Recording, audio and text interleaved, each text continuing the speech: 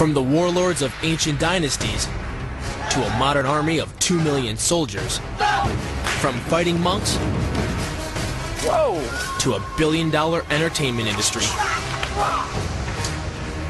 Kung Fu is one of the most popular and deadly martial arts on the planet. We're here in China to explore the roots of this ancient warrior art.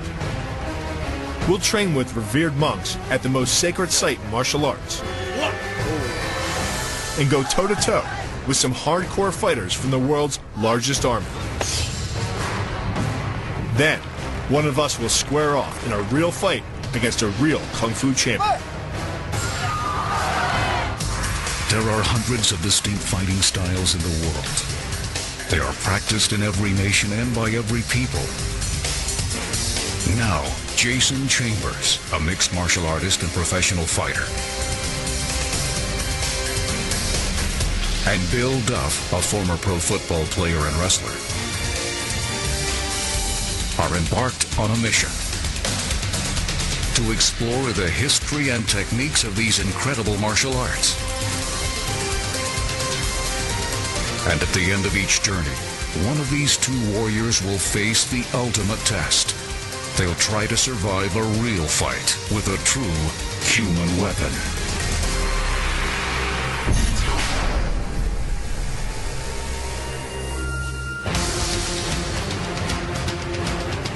Covering over 3.5 million square miles and home to 1.3 billion people, China is the birthplace of Kung Fu. The term Kung Fu originally referred to any great achievement or skill, such as painting or calligraphy. But nowadays, Kung Fu refers to any of the nearly 400 martial arts styles that are practiced here. We're in Beijing, the capital of modern China.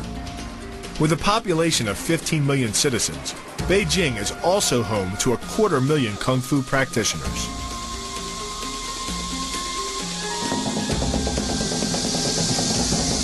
Sounds like someone's about to be executed. Single leg takedown. This is reminiscent of judo almost, huh, Bill? Yep. Does it remind you of your judo fight? It does a little bit. It kind of does. Gives me the freaking fire mouth feel again. Yeah, something like the judo, but more fierce. All Kung Fu can be broken down into two forms. There are the internal forms, like Tai Chi, in which development of a fighter's spiritual energy, or Qi, is just as important as any punch or kick. But for every internal form, Kung Fu's got an external, or fighting form, which is what we've come to see. There's Baji, a combat style popularized by a monk named Wu Zong, whose wicked skills with both empty hands and weapons earned him the nickname the Spear God. You know, I wouldn't want to get taken down with the throat. Probably wouldn't be fun. There's also Tong Bei. This striking art was developed in northern China centuries ago, and its kicks and punches are similar to the movements of indigenous animals. These are a lot more like the techniques that you see like in a Kung Fu movie. These guys are flying around and a little more acrobatic than the last troop. There's a lot of wide movements that are kind of showy. And you have the grappling aspects to it. This I understand. This is stuff that you see in the Jet Li flicks. Only difference, this is instant. It's, you know, impromptu. There's even Bagua. With its quick strikes and circular footwork, this form draws its inspiration from the Chinese book of divination, the I Ching. But no style of Kung Fu is as brutal as Sanda. A highly refined version of a centuries-old system, Sanda combines each of Kung Fu's 4 combat elements: the Ti, or kick, the Da, or punch, the Shui, wrestling, and Na, takedowns. Today, it's the fighting style of the Chinese Red Army, taught to each of its 2 million soldiers. These Sanda students train under Master Qin Chao. A 3-time All-China Sandao champion, Master Chao has trained some of China's most awesome martial artists. Do you like Sanda? Yeah, it looks really cool. I mean, I like the fact that you have the boxing and the kickboxing and the takedowns, and that's something that's really comfortable for me. Master Chao had a challenge for us. Is that if you really like stand-up, so you need to begin with the traditional Chinese Kung Fu. Then you come back to learn the stand-up. In this way, your skill will be improved quickly. You have somebody to kick our butts? Okay. Okay. Now he speaks English. We'll see you At soon. the end of our journey, Master Chen Chao wants us to take on one of the rising stars of Kung Fu in a full-on stand-off fight. The fighter's name is Yan DeLong. Never trust the guy who's smiling asking you if you want to fight. Well, we look forward to having your students break bones of ours, and we got some Kung Fu training to do. Easy. Fun and games aside, we had some serious training to do if we were to stand a chance against Yan. And believe it or not, the best place in Beijing to track down Kung Fu masters is at Beiputua Movie Studios. Having cranked out more than 800 films since its inception, Beiputua employs hundreds of China's best fighters. Kung Fu films have been part of Chinese culture since Burning of the Red Lotus Temple premiered in 1928. Although it wasn't until Bruce Lee's Enter the Dragon in 1973 that Kung Fu gained real traction with Western audiences. Today, everyone from Jackie Chan to Jet Li has taken a starring turn in a Beiputua movie. But it's the high-flying techniques, not the star power, that make Beiputua so impressive. It's called Wire Fu, and with a combination of wires, harnesses, and special effects, it allows fighters to leap from tall buildings, dodge bullets, and stand still in midair.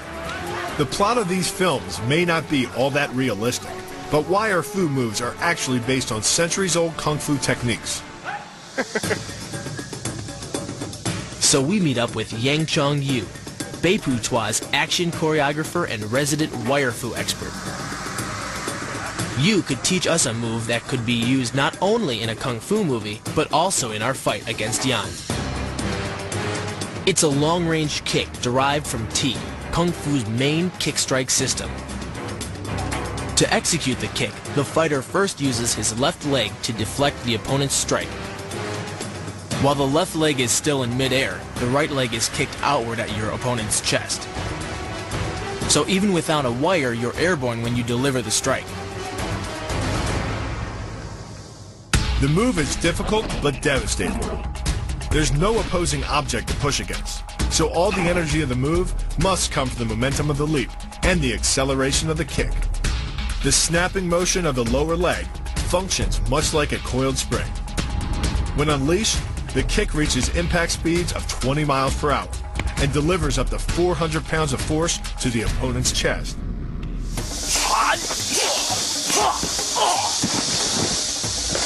That's your traditional Kung Fu kick, and whether on a wire or on the mat, no matter where you're at, you can use it. Yang Chong Yu was happy with our progress on the ground, so it was time to try out the move wired up. And whether it's Crouching Tiger, Hidden Dragon, or The Matrix, whenever an action hero floats across the screen to deliver a wicked kick to the bad guy's face, it's wires like these and a few human counterweights that are holding him up. He says, 15 years ago when he first started in the business, there wasn't any post-production where they could erase, the wires. So they had to use something that was even thinner. But nowadays, they can afford to use thicker wire, and they can even use mountain climbing rope, and they can still get rid of it in post-production. So it's a lot safer than when he started. This rope is the same rope they use to attach the parachutes to the planes to slow them down. So if you can slow down a plane, it can slow down a duck.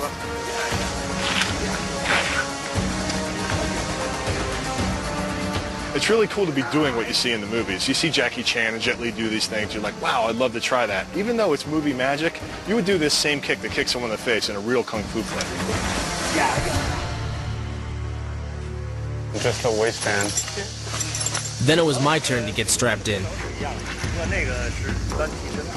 tell you what, you can't breathe